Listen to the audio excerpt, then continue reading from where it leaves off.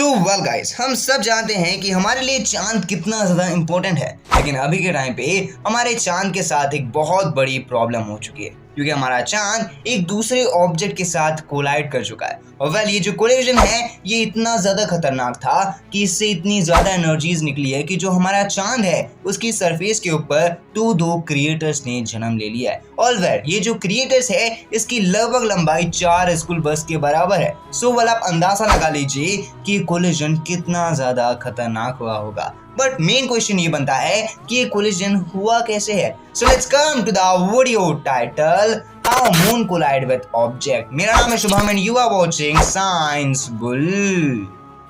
तो देखो, जैसी ये खबर आग की तरह फैली कि जो हमारा मून है उसके ऊपर एक दूसरे ऑब्जेक्ट ने आकर के कोलाइड कर दिया है, तो नासा इसके ऊपर रिसर्च करने बैठ गया। बट वेल, उस वक्त नासा ने कुछ ऐसी चीज बताई जो पूरे के पूरे स्पेस कम्युनिटीज को हिला करके रख दी, क्योंकि नासा ने ये बताया कि जो ऑब्जेक्ट एक्चुअली में मून के साथ कोलाइड करा है वो कोई भी एस्टेरॉयड नहीं है, बल्कि वो तो चाइना का एक प्रॉप है। लेकिन खास बात यह है कि चाइना ये सब चीजें कर ही क्यों रहा है। तो देखो, नासा ने ये बताया है कि चाइना स्टार्टिंग डेज से ही मून के ऊपर अपना कब्जा बनाना चाहता था, इसलिए वो अभी के टाइम पे भी मून के ऊपर अपना कब्जा बनाने के लिए मून को पूरी तरीके से अपनी प्रॉपर्टी बनाना चाहता है। बट वेल, यहाँ पर एक मेजर पॉइंट आता है कि क्या ये सब कुछ एक्चुअली में सच है। तो देखो, इंटरेस्टिंग सी बात यह है कि राइट नाउ टाइम पे जो चाइना है और जो रशिया है वो दोनों मिल करके 2026 तक 2 ठोक लुनार मिशन करने वाले हैं। और वेल, ये जो 2 लुनार मिशन है अगर ये सक्सेसफुल हो जाते हैं तो चाइना पहली ऐसी कंट्री बन जाएगी जिसने 3 बार सक्सेसफुल लुनार मिशन करे होंगे। और वेल, वेरी इंटरेस्टिंगली खास बात ये बनता है कि क्या चाइना एक्चुअली में जो हमारा मून है उसके ऊपर कब्जा करना चाहता है या फिर जो नासा है वो झूठ कह रहा है। तो देखो, यहाँ पर एक बहुत ही बड़ा ट्विस्ट आ जाता है। तो देखो, रियलिटी कुछ ऐसी है ना जिसे सुनने के बाद आप एक्चुअली में पूरे के पूरे हिल जाओगे।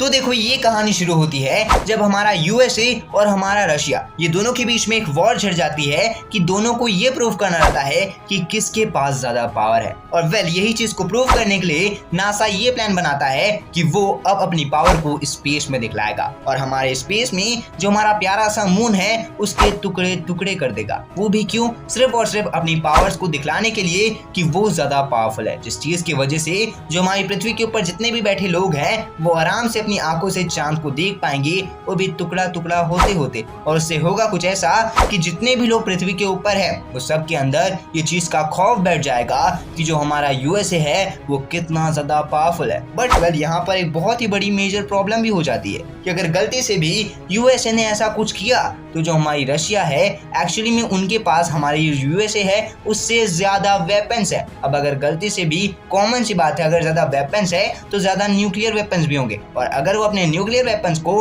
हमारी यूएसए के ऊपर टारगेट करके छोड़ देगी तो हमारा यूएसए तो खत्म होगा ही होगा, साथ में हम भी पूरे के पूरे खत्म हो जाएंगे। बट वेल, बात सिर्फ यहीं तक नहीं रुकी थी। रियलिटी में होता कुछ ऐसा है कि जो हमारी नासा रहती है वो तो अब डायरेक्टली चांद के ऊपर ही न्यूक्लियर बॉम्ब्स गिराने वाली होती है, लेकिन फिर उसको ये चीज का डर रहता है कि अगर वापस से वो कुछ ऐसा करेगी तो हो सकता है कि जो रशिया है वो अपने न्यूक्लियर बॉम्ब्स को हमारे यूएसए के ऊपर गिरा दे। और वेल, इसी चीज को देखते हुए जो हमारी यूएसए रहती है वो ऐसा कुछ भी प्लान नहीं करती है, लेकिन फिर भी वो अपनी पावर्स को ज्यादा दिखाने के लिए एक मिशन करती है जिसका नाम रहता है अपोलो 11 मिशन। और वेल, ये जो मिशन रहता है ये फर्स्ट एवर ऐसा मिशन बनता है कि जिसमें हमारा जो ह्यूमन सभ्यता है, यानी कि जो हमारी इंसानी सभ्यता है, वो फर्स्ट टाइम मून पे गई थी।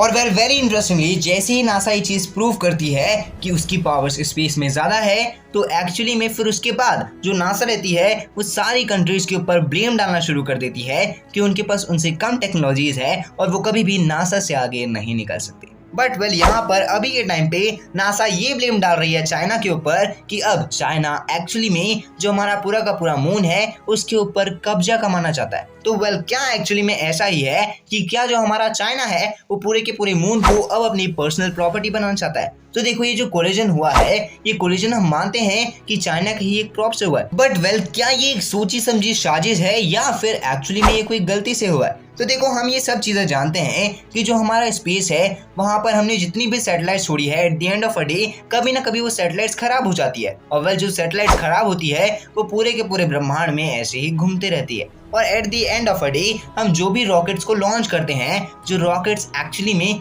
कोई भी स्पेस में सैटेलाइट्स को लॉन्च करती है, फिर वो जो रॉकेट रहते हैं वो रॉकेट ऑटोमेटिकली हमारे स्पेस में गोल गोल घूमना चालू कर देते हैं, क्योंकि हमारे पास तो उनका कोई भी कनेक्शन नहीं होता है। और सेम यहाँ पर भी ऐसा ही होता है। जो हमारे मून के साथ अभी जो एक ऑब्जेक्ट ने कोलाइड करा है वो ऐसा ही एक रॉकेट है जो बेसिकली सैटेलाइट्स को लॉन्च करा है और अब जाकर के गलती से हमारे मून के साथ कोलाइड कर चुका है। इसीलिए ये चीज प्रूफ हो जाती है कि यहाँ पर चाइना की कोई भी सोची हुई या फिर समझी हुई साजिश नहीं है कि वो एक्चुअली में मून के ऊपर अपना पूरा का पूरा कब्जा बना ले, बल्कि ये तो एक छोटी सी गलती के कारण हुआ है। बट वेल एक्चुअली में राइट नाउ टाइम पे जो आने वाले मून मिशन है वो इससे भी ज्यादा इंटरेस्टिंग हो सकते हैं। सो वेल अब आपको क्या लगता है कि क्या होगा आगे हमारे मून के साथ, आप अपनी राय कमेंट बॉक्स में जरूर बताइएगा।